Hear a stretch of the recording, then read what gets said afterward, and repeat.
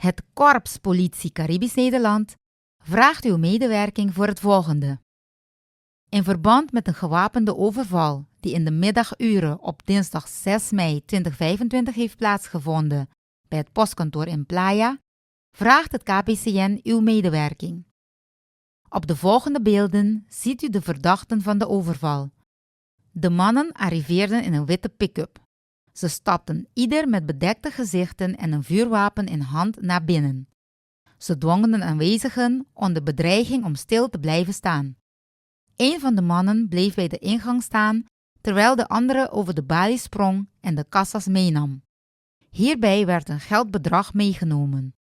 Kort daarna vond de politie het voertuig dat gebruikt was als vluchtauto in de omgeving van Jatobaco. De verdachten voldoen aan de volgende signalementen. Verdachte 1 die over de balie sprong, heeft een slank postuur, een grijze hoodie met lange mouwen, een donker gekleurde lange broek en zwarte schoenen aan. Details waren blauwe latex handschoenen en een groen gekleurde vuurwapen.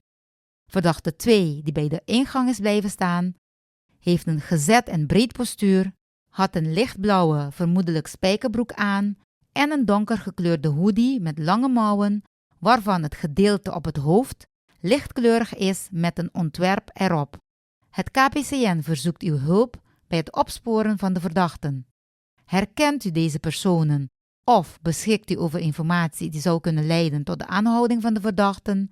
Neem dan contact op met de politie via 715 8000 of via de anonieme tiplijn 9310.